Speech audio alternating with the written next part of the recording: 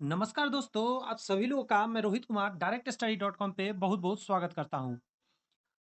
अभी जिस वीडियो को आपने स्टार्ट किया है देखना, ये कहीं न कहीं आपको क्लास 6 और 7 और 8 यानी 6 से क्लास 8 तक का आप टीचर बनना चाहते हैं, तो ये वीडियो आपको बनाकर रख देगा। अब आप सोच रहे होंगे ऐसा क्यों मैं बोल रहा हूँ? क्योंकि आपको मैं बता दूँ कि सबसे ज़्यादा जो टीचर बनना चाहते हैं स्टूडेंट इसी बुक को पढ़ रहे हैं। जी हाँ, किरण पब्लिकेशन का ये किताब है क्योंकि इसमें 6, 7, 8 तीनों क्लासेज के जो नॉर्मली बुक है साइंस के, वो पूरे इसमें निचोड़ दिए गए हैं और एनसीईआरटी और एससीईआरटी दोनों का। सोचिए कितना महत्वपूर्ण हो जाता है ये। तो बीपीएससी 3.0 या 4.0 का आप तैयारी करना चाहते हैं, तो इस वीडियो को बढ़िया से देखिए। आज डे 4 है, मगर डे 4 है, इससे पहले 3 और वीडियो आ चुके हैं चैनल पे, वो जाके भी ज़रूर देखिएगा आप। डिस्क्रिप्शन में लिंक दे देंगे पूरा प्लेलिस्ट का, आप उसको क्लिक करके आप देख सकते हैं, बीपीएससी विज्ञान के नाम से रहेगा क्रैश कोर्स। तो आज के सेशन को शुरू करते हैं। लेकिन आपके मन में एक सबसे बड़ा सवाल आएगा कि आखिर सर से मैं क्यों पढ़ूँ? तो दोस्त मैं बता देना चाहता हूँ, मैं अपने बारे में थोड़ा-सा कि मेरा नाम रोहित कुमार हुआ और मैं ऑलरेडी गवर्नमेंट जॉब में हूँ। ये पहला फैक्टर है कि आप हमसे पढ़ें। दूसरा ये है कि 2009 से पढ़ा रहा हूँ यानी 15 सालों से का एक्सपीरियंस है। ये दूसरा फैक्टर मायने रखता है और तीसरा है कि मैं ऐसा नहीं कि पहली बार आया हूँ। ऐसा ढेरों बच्चे हैं जो आज गवर्नमेंट जॉब ले चुके हैं, ऑलरेडी ड्यूटी कर रहे हैं, पैसे उठा रहे हैं। तो सोचिए कहीं न कहीं ये 3 ऐसे फैक्टर हैं जो आपको बिलीव दिलाएगा कि आप वीडियो में कंटिन्यू करें और पूरा हमसे पढ़ें। अगली बात ये है कि इसके अलावा भी सीरीज चल रहे हैं बहुत सारे, मैथमेटिक्स में फ्रैक्शन चैप्टर चल रहे हैं, बीपीएससी का स्पेशल मैथ का सीरीज चल रहा है, एक नहीं दो-दो मैथ्स का सीरीज चल रहा है, अलग-अलग किताब का चल रहा है। किताब का फोटो बगल में लगा रहता है, जो भी किताब मैं पढ़ा रहा हूँ उसका पूरा डिटेल मैं दे देता हूँ। तो आज 10 लेसन से पढ़ाना है, ये 11 से दिया हुआ है लेकिन मैं 10 से अभी पढ़ाऊँगा, स्टार्ट करूँगा, 10 से बचा हुआ है। जी हाँ, जल। जल जो है थोड़ा बड़ा चैप्टर है। पिछले वीडियो में इसीलिए नहीं हो पाया था, कट गया था बीच में, इंटरनेट का प्रॉब्लम हो गया था। लेकिन कोई नहीं, अब आप आज के क्लास में देख सकते हैं। जल के बारे में पढ़ते हैं, फटाफट समझने का प्रयत्न करते हैं। थ्योरी है, मैं पढ़ूँगा, बहुत ज़्यादा इसमें समझाने की ज़रूरत नहीं है। ऑलरेडी ये सारी बातें आप जान रहे हैं क्योंकि समझिए ज़रा, कह रहा है गेहूँ, चावल, दालें, सब्जियाँ तथा अन्य बहुत सी खाने की वस्तुओं का प्रतिदिन उपयोग किया जाता है। कुछ रेशे जिसका उपयोग कपड़ा बनाने में करते हैं, पौधे से ही प्राप्त होते हैं।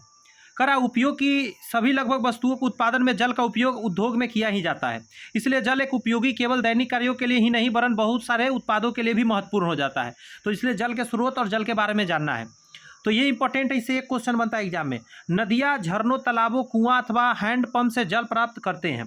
पृथ्वी के, ये इंपॉर्टेंट है, 2/3 भाग पर जल घिरा हुआ है, ये एग्जाम में आने वाला पॉइंट है। इसमें इस जल का अधिकांश भाग समुद्रों और महासागरों में है। समुद्रों और महासागरों के जल में लवण होते हैं, ये भी इंपॉर्टेंट रखना है कि लवण होता है, उसमें नमकीन व जल होता है। अगला, जिसमें जिसमें जल खारा होता है, खारा कहिए या लवण कहिए, इसीलिए यह पीने के लिए अनुपयोगी होता है एवं अन्य घरेलू कार्यों के लिए आवश्यक उतना उचित नहीं हो पाता है वो जल। ये जल चक्र से क्वेश्चन एक बनता है हमेशा। गर्म करने पर जल जलवाष्प में परिवर्तित हो जाता है। जलवाष्प इसको बोलते हैं, इवेपोरेशन बोलते हैं इसको, जलवाष्प का कहा जाता है। अपने साथ लवणों का वहन नहीं करती है, मतलब जब हम पानी को गर्म करते हैं तो लवण उसमें से नहीं ऊपर जाता है, सिर्फ वाटर जाता है। इस प्रकार बनी जलवाष्प वायु का एक भाग बन जाती है जिसमें प्रायः देखा नहीं जा सकता, मतलब ऐसा वो बन जाता है कि वो दिख नहीं सकता है जलवाष्प। जल को गैसीय अवस्था में परिवर्तित करने के लिए उसे गर्म करना आवश्यक है, मतलब अनिवार्य है। यद्यपि यह देखा है कि खेतों, सड़कों, छतों एवं अन्य जमीन क्षेत्रों से भी जल वाष्प में परिवर्तित होता रहता है। ये देखिए हमारे डेली लाइफ से जुड़ा हुआ चीज़ है, इस पे ज़्यादा चीज़ मैं डिटेल नहीं करूँगा, मैं पढ़ रहा हूँ, आप समझिएगा। ज़्यादा कोई पॉइंट पे दिक्कत हो तो आप मुझे कमेंट्स में ज़रूर बताइएगा। मुझे लगता नहीं है कि ज़्यादा दिक्कत हो, जहाँ भी दिक्कत फील होगा मैं उसको डिटेल कर दूँगा। महासागर का वह खारा जल जो गहरे गड्ढों में छूट जाता है, वाष्पन के परिणाम स्वरूप वहाँ पे नमक का ढेर बन जाता है। ये जानिए नमक कैसे बनता है। नमक का ढेर बन जाता है जब पानी उड़ जाता है वाष्प से और नमक बच जाता है वाइट वाइट। दिन के समय सूर्य की किरणें महासागरों, नदियों और झीलों में, तालाबों में जल पर पड़ते रहता है। खेत एवं भूमि जहाँ भी जल संग्रहित है उन सभी पर पड़ते रहता है। पेड़ पौधा पर पड़ते रहता है और हर जगह से वाष्पन की क्रिया होते रहता है। फिर जब भी जल ऊपर उड़ जाता है तो नीचे लवण बच जाता है जहाँ भी नमकीन जल होता है। छाया वाले स्थान पर रखी हुई प्लेट से भी जल विलुप्त हो जाता है, यद्यपि इसमें अधिक समय लगता है। ऐसा लगभग इसलिए होता है क्योंकि दिन के समय हमारे चारों ओर वायु की गर्म हवाएं चलते रहती है और गर्म हवा अपने साथ वाष्प कर देती है जल को वाष्पित करके अपने साथ लेके चली जाती है। ऐसा डेली लाइफ में जो होता है क्रियाकलाप वही है। इस प्रकार जल के सभी खुले पृष्ठों से मतलब वाष्पन की क्रिया होती रहती है। अब ये क्वेश्चन बनता है एग्जाम में कि जल का कैसे प्रक्रिया से वाष्पन होती है, तो खुले पृष्ठ पर हमेशा होते रहता है किसी भी टेम्परेचर पर। ये लाइन याद रखें, किसी भी टेम्परेचर पर। इसके फलस्वरूप वायु में जल वाष्प निरंतर मिलती जाती है, यद्यपि जल का वाष्पन एक धीमी प्रक्रिया है, बहुत धीमी है। यह कारण यह जल में भरी किसी बाल्टी से जल की इस क्षति को हम नहीं देख पाते हैं कि पानी में कैसे बाल्टी में पानी कम हो रहा है। सूर्य के प्रकाश से वाष्पन तेजी से होता रहता है। कड़ा जल को किसी बर्नर या गर्म करने पर वाष्पन को तेजी से देखा जा सकता है। जब खौलाएंगे पानी को तो तेजी से होने लगेगा। सभी पौधों को पृथ्वी के लिए जल की आवश्यकता होती है, मतलब सभी पौधों को वृद्धि के लिए जल की आवश्यकता होती है। पौधे इस जल का कुछ मात्रा उपयोग कर भोजन बनाने में करते हैं, कुछ मात्रा विभिन्न भागों में सुरक्षित रखते हैं। पौधे की इस जल जो वाष्पोत्सर्जन, ध्यान रखिएगा, जो पेड़ पौधा से पानी बाहर निकलता है उसे वाष्पोत्सर्जन क्रिया बोलते हैं, उसके द्वारा जल वाष्प बाहर आते रहता है। कहता वायु में जल वाष्पन तथा संघनन की प्रक्रमों द्वारा प्रवेश करते रहती है। बर्फ युक्त जल से भरे गिलास को बाहरी सतह पर आप देखते होंगे कि जल वाष्प आके चिपक जाता है, उसे संघनित का होना बोलते हैं। आप जानते हैं कि पानी क्या हो रहा है कि वातावरण में हवा में उड़ रहा है वाष्प बन के, हमें दिख नहीं रहा है क्योंकि गर्मी ज़्यादा है। अब होता क्या है वहाँ पे कि जब हम ठंडा पानी रखते हैं तो ग्लास के बाहरी जो वातावरण से वो में चिपक के ठंडा हो जाता है पानी और संघनित हो जाता है। जब भी याद रखिएगा कि पानी को वाष्प को संघनित कर लिक्विड में बदलना संघनन कहलाता है। मतलब याद रखिए, गैस को जब भी आप लिक्विड में बदलेंगे तो संघनन कहलाता है। एग्जाम में आया हुआ क्वेश्चन है। जल को पृथ्वी से पृष्ठ पर पुनः वापस लाने में अभी तक में 4-5 क्वेश्चन हो चुका है। थ्योरी है लेकिन 4-5 क्वेश्चन एग्जाम में आने वाला हो चुका है, इसलिए समझिए जरा। थ्योरी इसलिए पढ़ाता हूँ। जल को पृथ्वी के पृष्ठ पर पुनः वापस लाने में संघनन प्रक्रम देखिए आ रहा है ना। संघनन प्रक्रम एक महत्वपूर्ण भूमिका होती है। जैसे जैसे हम पृथ्वी के पृष्ठ के ऊपर जाते हैं ताप कमता जाता है, जैसे जैसे वायु ऊपर उठता जाता है ठंडी होती जाती है। पर्याप्त ऊंचाई पर वायु इतनी ठंडी हो जाती है कि इसमें उपस्थित जल वाष्प संघनित हो जाती है, मतलब लिक्विड में बदल जाती है, तरल में, और होकर वो छोटी छोटी जल बूंद बन जाती है जिन्हें जल कणिका कहते हैं, और परिवर्तित हो जाती है। ये छोटी कणिका जो वायु में तैरती रहती है हमें बादलों के रूप में दिखाई देती है।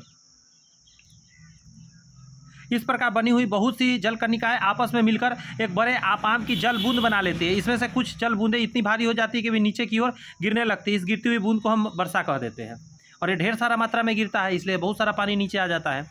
अब कहिएगा बर्फ़ कैसे होता है? यही जब बहुत ज़्यादा टेम्परेचर कम जाता है तो जितना जल वाष्प बन के बूंद बना था वो सब चिपक जाता है और बर्फ़ में तब्दील हो जाता है। ऊपर टेम्परेचर बहुत कम है, जान लीजिए। विशेष परिस्थितियों में ओले या हिम के रूप में भी गिर सकती है।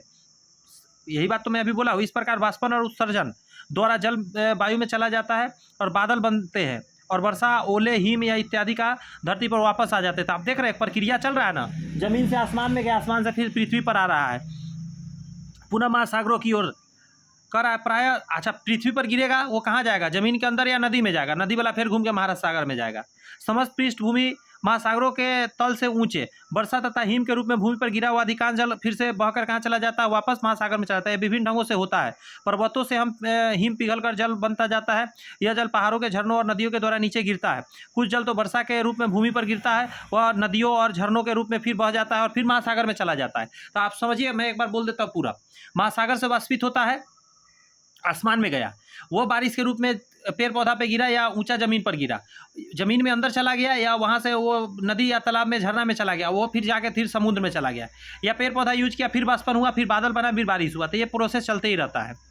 फुल डिटेल में समझा रहा है क्योंकि इससे क्वेश्चन कहीं कहीं निकलते जा रहे हैं, ध्यान रखिएगा। अधिकांश नदियाँ भूमि पर लंबी दूरी तय करती है और अंततः किसी समुद्र या महासागर में गिर जाती है। यद्यपि कुछ नदियाँ जल झीलों में बह जाता है। वर्षा का जल भी झीलों तथा तालाबों में भर जाता है। सही बात है, ये सब समझने की बात है। वर्षा के जल का कुछ भाग भूमि द्वारा सोख लिया जाता है और मृदा में विलुप्त हुए प्रतीत होता है। कहता है इस जल का कुछ भाग वाष्पन तथा वाष्पोत्सर्जन द्वारा वापस वायु में चला जाता है। सही बात है। शेष जल धीरे धीरे भूमि के नीचे रिसता रहता है। इस जल का अधिकांश भाग हमें भौम जल स्तर के रूप में मिलता है। अब पूछा जाता है कि भौम जल स्तर का जो मेंटेन होता है पानी, वो कैसे होता है, या पूछा जाता है जमीन के अंदर जो पानी मिलता है उसे किस रूप में मिलता है, तो भौम जल स्तर उसको बोलते हैं। अब देखिए, बहुत बच्चा थ्योरी नहीं पढ़ना चाहता है, उसको सिर्फ ऑब्जेक्टिव चाहिए। थ्योरी पढ़ने से आप सोचिए इतना ही थ्योरी पढ़ने में कितना क्वेश्चन है और डिटेल समझ में भी आ रहा है। अब पूछा जाता है भौम जल स्तर का मेंटेन कैसे होता है, तो वर्षा के जल से होता है।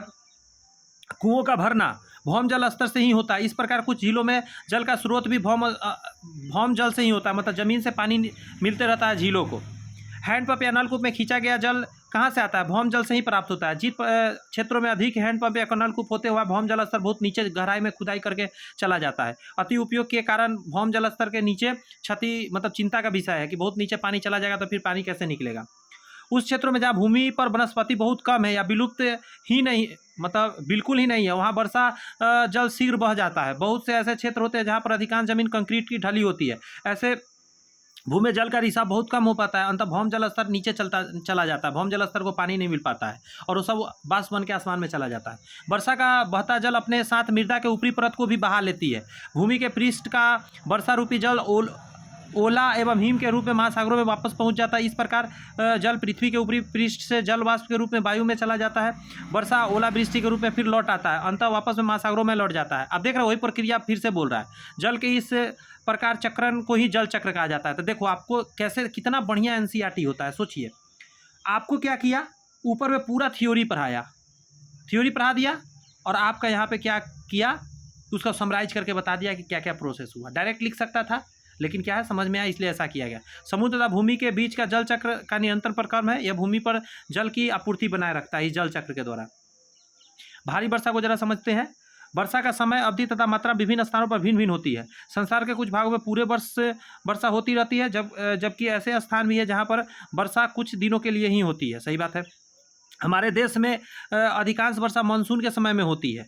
अब यहाँ पे देखिएगा, गर्मी के गर्म दिनों के बाद वर्षा हमें राहत प्रदान करती है। तो ये क्वेश्चन ऑफ एग्जाम में बना हुआ था कि किस मौसम के बाद वर्षा आ जाती है, तो गर्मी के दिन के बाद राहत देने के लिए। बहुत सी फसलों का बोया जाना मानसून के आने पर निर्भर करता है, परंतु अधिक वर्षा से बहुत सी समस्याएं उत्पन्न हो सकती है। भारी वर्षा से नदियों, झील, तालाब ये सभी जल का स्तर बढ़ जाता है। होने वाले जल एक बड़े क्षेत्र में फैलकर बाढ़ का रूप ले लेती है। यही कारण बनता है कि यह खेतों, वनों, गांवों और शहरों को जलमग्न कर सकता है। हमारे देश में बाढ़ से फसलें, पालतू जानवर, संपदा या मानव को बहुत सारा क्षति हो जाती है। बाढ़ के समय जल में रहने वाले जीव बह जाते हैं। प्रायः जल बाढ़ का जल उतरता है तो यह जल जीव थल से फंसकर मर जाते हैं। कितना बढ़िया बात दे रहा है कि ये सब चीज़ समझना है। वर्षा भूमि पर रहने वाले जीवों को भी प्रभावित कर देता है। काफ़ी समय तक वर्षा न हो। अब देखिए, सूखा की बात भी कर रहा है। वाष्पन या वाष्पोत्सर्जन द्वारा मृदा से लगातार जल की क्षति होती रहती है, क्योंकि यह वर्षा द्वारा वापस मेंटेन हो जाती, मतलब वर्षा वापस नहीं लाया जा रहा है। वर्षा द्वारा वापस नहीं ले, मतलब वर्षा नहीं हो रही है, तो फिर मेंटेन नहीं होता, इसलिए मृदा सूख जाती है। इस क्षेत्र के तालाबों और कुओं में जल स्तर नीचे गिर जाता है, इसमें कुछ सूख भी जाती है। भौम जल स्तर की भी कमी हो जाती है, इसमें सूखा पड़ सकता है। सूखे की स्थिति में खाद्यान्न और चारा प्राप्त करना दुर्लभ हो जाता है। ये सारी चीज़ तो मिलना बंद हो जाता है, जानवर भी मरने लग जाता है। जल का क्षति कैसे करें, संरक्षित। पृथ्वी पर उपलब्ध जल का केवल एक छोटा सा भाग ही पौधे, जंतु और मनुष्य का उपयोग के लिए उपयुक्त होता है। अधिकांश जल महासागरों में सीधे उपयोग में नहीं लाया जा सकता है। जब भौम जल स्तर का अधिक गिर जाता है तब भौम जल स्तर का और अधिक उपयोग नहीं कर सकते। पृथ्वी पर जल के कुल मात्रा समान रहती है, परंतु उपयोग के लिए उपलब्ध जल की मात्रा अत्यधिक सीमित है। अति उपयोग के कारण घटती जा रही है। जल की मांग प्रतिदिन बढ़ती जा रही है। वर्षा जल के संग्रहण का उपाय बता रहा है यहाँ पे। वर्षा के जल का एकत्र करना तथा उसका भंडारण करने के बाद उसका उपयोग करना जल की उपलब्धता में वृद्धि करने का एक उपाय बहुत अच्छा है। इस उपाय का द्वारा वर्षा का जल एकत्रित करने को वर्षा जल संग्रहण कहते हैं। ये एग्जाम में आया हुआ क्वेश्चन है। वर्षा जल का कुछ भाग बहकर नदियों के झीलों में पहुँच जाता है तो बहुत दूर पर हो जाती है, बहुत दूरी पर हो जाती है, क्योंकि यह जल हमारे चारों ओर भूमि पर वापस नहीं आया है। थोड़ा सा बैकग्राउंड से नॉइज गया, उसे इग्नोर करिएगा। अतः इस जल को घरों से वापस लाने के लिए हमें अत्यंत प्रयास करने की आवश्यकता होगी। वर्षा जल संग्रहण का तकनीक यहाँ पे देख लेते हैं।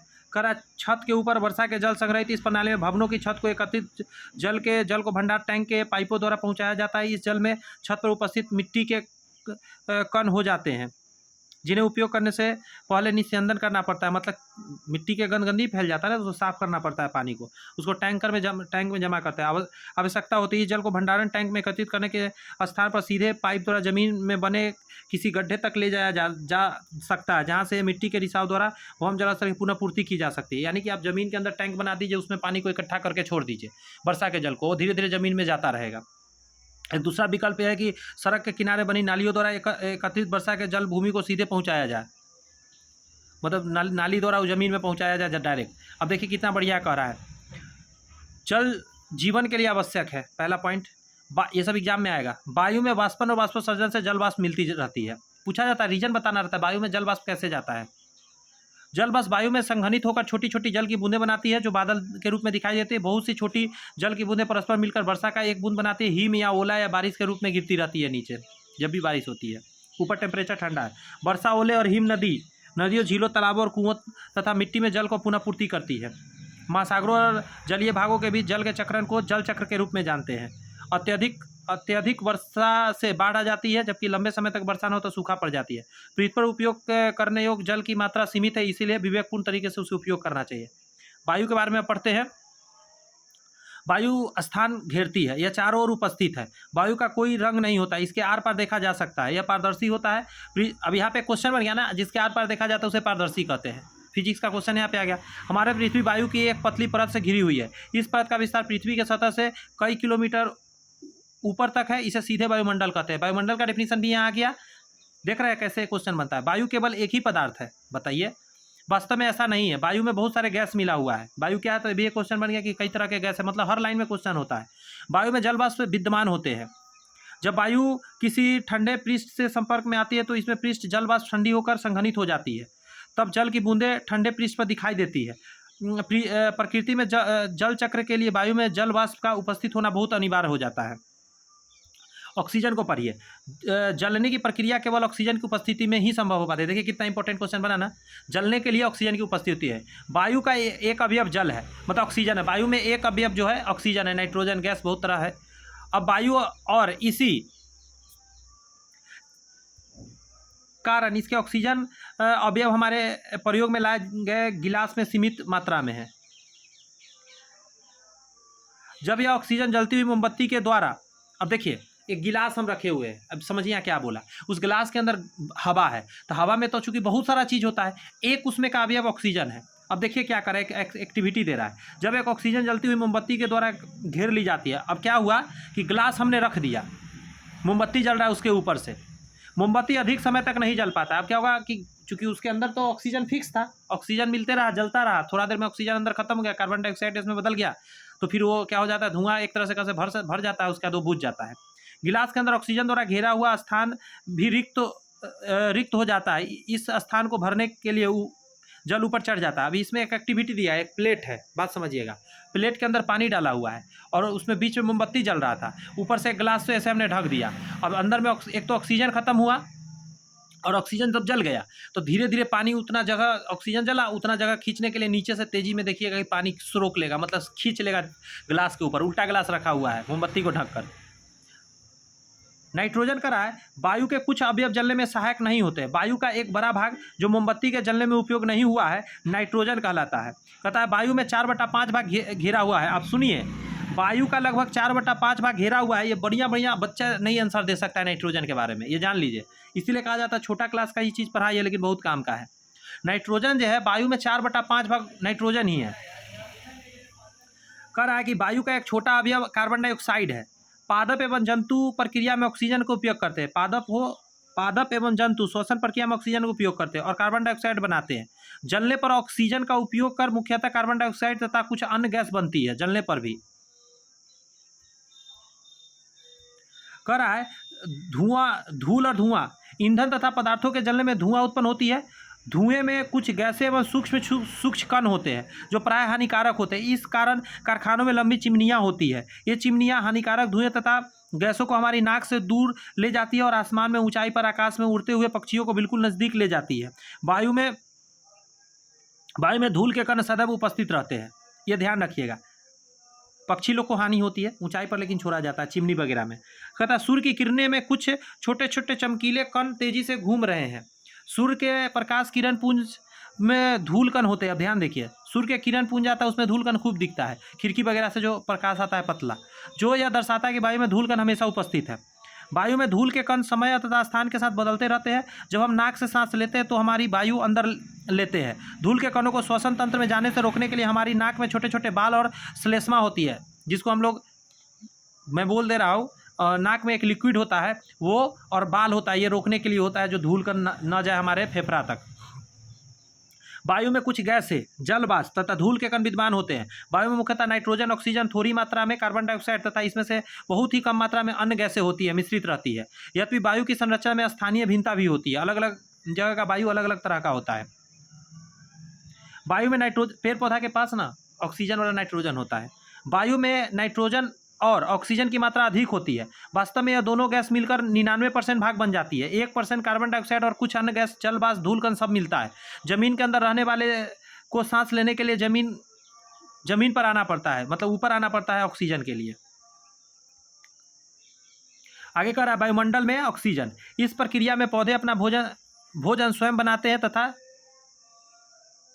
इसके साथ ही ऑक्सीजन उत्पन्न होती है, मतलब फोटोसिंथेसिस। पौधे श्वसन में भी ऑक्सीजन का उपयोग करते हैं, परंतु उपयोग की ऑक्सीजन की तुलना में वे अधिक ऑक्सीजन उत्पन्न भी करते हैं। श्वसन में वो बहुत कम उपयोग करता है, लेकिन उत्पन्न ज़्यादा करता है पेड़ पौधा। पौधे ऑक्सीजन उत्पन्न करते हैं। यह वास्तविकता है कि जंतु पौधे के बिना जीवित नहीं रह सकते। हम लोग मतलब कोई भी जंतु, जीव जंतु जो भी है, मतलब जीव नहीं, जंतु जितने भी हो जाते हैं, जीव में तो पौधा भी आ जाता है, वो नहीं जीवित रह सकते पौधों के बिना। इसी प्रकार पौधे भी जंतु के बिना अधिक समय तक जीवित नहीं रह सकते हैं। वायुमंडल में ऑक्सीजन तथा कार्बन डाइऑक्साइड संतुलित मात्रा में दोनों मिलकर बनाए रहते हैं। पेड़ पौधा और आदमी, जानवर सारे मिलकर बैलेंस किए हुए हैं। पौधे तथा जंतु एक दूसरे पर निर्भर है। पृथ्वी पर जीवन के लिए वायु अत्यंत महत्वपूर्ण है। वायु पवन चक्की को घुमाती है। पवन चक्की पर उपयोग ट्यूबवेल से पानी निकलते तथा आटा चक्की को चलाने में होता है। पवन चक्की विद्युत भी उत्पन्न करती है। वायु नावों को खेने में ग्लाइडर, पैराशूट तथा जहाज को चलने में सहायता करती है। पक्षी, चमगादड़ तथा कीड़े वायु में उपस्थित के कारण ही उड़ते हैं। वायु है इसीलिए। वायु बहुत पौधे, बीजों और फलों के लिए परागकण को इधर उधर फैलाने में भी सहायता करती है। जल चक्र में वायु एक महत्वपूर्ण भूमिका निभाती है। अब देखिए इससे रिलेटेड क्या क्या महत्वपूर्ण क्वेश्चन बनता है। परीक्षा उपयोगी क्वेश्चन सब देख लीजिए। वायु प्रत्येक स्थान पर मिलती है। हम वायु को देख नहीं सकते, परंतु इसे अनुभव कर सकते हैं। गतिशील वायु को पवन कहते हैं। वायु जगह घेरती है। जल तथा मिट्टी में वायु उपस्थित होती है। वायु नाइट्रोजन, ऑक्सीजन, कार्बन डाइऑक्साइड, जल, वाष्प में कुछ अन्य गैस एवं धूलकण के भी हो सकते हैं और इनके द्वारा वायु का निर्माण होती है। अगला कह रहा है ऑक्सीजन ज्वलन में सहायता होती है। श्वसन के लिए भी आवश्यक है ऑक्सीजन। वायु की वह परत जो पृथ्वी को घेरे हुए है वायुमंडल कहलाती है। देखिए पृथ्वी पर जीवन के लिए वायुमंडल आवश्यक है। जलीय प्राणी श्वसन के लिए जल में घुली वायु का उपयोग करते हैं। वायु से ऑक्सीजन, कार्बन डाइऑक्साइड के विनिमय के लिए पौधे तथा जंतु एक दूसरे पर निर्भर है। यहाँ पे दोस्त 10 लेसन कंप्लीट होता है। आइए 11वां लेसन को समझने का प्रयत्न करते हैं। आइए, चैप्टर है आपका नया, 11वां चैप्टर है। इससे पहले 10 चैप्टर हो चुका है, सोच के देखिए। 3 वीडियो में, चौथा वीडियो आज चल रहा है, 3 वीडियो ऑलरेडी आ चुका है। सोच के देखिए 10 लेसन कंप्लीट कर दिए, वो भी फुल थ्योरी के साथ। और बहुत जल्द ऑब्जेक्टिव भी ला रहे हैं। टोटल ऑब्जेक्टिव एनसीईआरटी का ला रहे हैं। एक नया मतलब बुक मैंने ऑर्डर कर दिया है। बुक मेरे पास डिलीवर होते ही वो बुक आ जाएगा, फिर उससे सारा ऑब्जेक्टिव भी कंप्लीट कराएंगे। ठीक है, घबराने की जरूरत नहीं है। पूरा 6, 7, 8, 9, 10 ये सब का ऑब्जेक्टिव कर लेंगे। कचरा संग्रहण एवं निपटान, कचरा से रिलेटेड बहुत सारी बातें हमको पढ़ना है। थ्योरी है, इसको समझिएगा। इसमें बहुत क्वेश्चन बनते हैं। कचरे के उस भाग को जिसका पुनः उपयोग किया जा सकता है, उसी रूप में उपयोग न किए जा सकने वाले कचरे से पृथक किया जाता है। मतलब ये सब समझ रहे हैं ना कि कचरा का बहुत सारा है कि हम यूज कर सकते हैं। इस प्रकार कचरे में उपयोगी और अनुपयोगी दोनों अवयव होते हैं। अनुपयोगी अवयव को पृथक कर लेना तथा फिर से इसे भराव क्षेत्र में फैलाकर मिट्टी की परत से ढक देना। जब यह भराव क्षेत्र पूरी तरह से भर जाता है तब प्राय इस पर पार्क अथवा खेल का मैदान बना देते हैं। लगभग अगले 20 वर्षों तक इस पर कोई भवन निर्माण नहीं किया जाता है। कचरे के उपयोगी अवयव के निपटान के लिए भराव क्षेत्र के पास कंपोस्ट बनाने वाले क्षेत्र विकसित किए जाते हैं। क्योंकि घर नहीं बनाते ना, वो धीरे धीरे जमीन में बैठेगा, सड़ेगा, गलेगा।